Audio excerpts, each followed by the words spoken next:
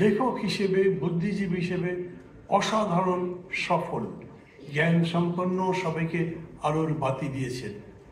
রাজনীতির ব্যাপারেও কখনো কখনো আমার মনে হয় আমি যেরকম বুঝি উনি সেই বোঝার কাছে এসেও আমি যেন তাকে ছুঁতে পারি না, ধরতে পারি না। যেহেতু ছাত্রলীগ করেছি, পরে আওয়ামী লীগ করিনি, কিন্তু জাসদ করেছি, আমাদের সমস্ত প্যাটার্নটাই হচ্ছে যে গণউত্থানের মধ্যে দিয়ে পরিবর্তনটা করতে হবে।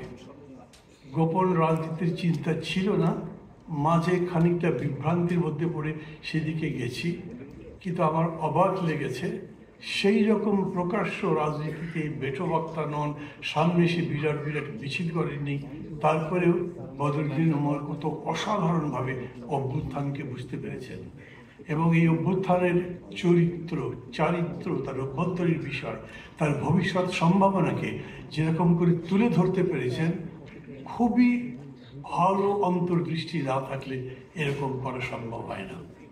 ওই জ্ঞানটা নাই, ওই জ্ঞানটা ছিল না, সেই কারণে উনি খুব সুন্দর বলেছেন বাংলাদেশ একটা অভ্যুত্থান দেশ, এবং সর্বশেষ 2024-এও যে বিরাট অভ্যুত্থান হয়ে গেল তার সম্পর্কে উনি যে মূল্যায়ন করেছেন এটা খুবই সুন্দর।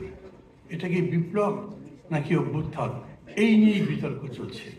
এটা অভ্যুত্থান হলে এটা বিপ্লবের জায়গায় যেতে পারলো না কেন, এটা তার যথাযোগ্য জায়গায় যেতে পারলো না কেন, তার চূড়ান্ত অভিধায় পৌঁছাতে পারলো না কেন, এই সমস্ত প্রশ্ন সবার মধ্যে আসছে এবং এক ধরনের হতাশার ভাবও সব জায়গায় ছড়িয়ে পড়েছে।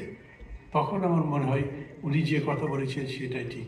শুধুমাত্র স্বতঃস্ফূর্ত অভ্যুত্থান চূড়ান্ত অভিধায় যেতে পারে না। আমাদের দেশেও যে পরিবর্তনের কথাটি বলেছেন, যে বিপ্লবের কথা বলেছেন, যদিও আমি তার দর্শনের সাথে এখন একেবারেই একমত নই, কিন্তু বিরোধ নেই, তাকে শ্রদ্ধা করি।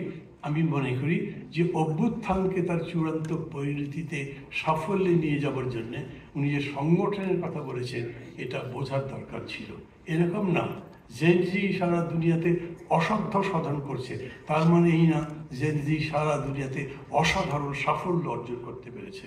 যারা মনে করেন সামনে যা আসে তাই চ্যালেঞ্জ করবো, যা অন্যায় মনে করি তাই চ্যালেঞ্জ করবো, কেবল বিদ্রোহ করাই ন্যায়সঙ্গত, এরপরে তার গঠনের ব্যাপারে কোনো চিন্তা নেই, ওই চিন্তা আমাদেরকে কোনো পরিণতিতে পৌঁছে দিতে পারে না।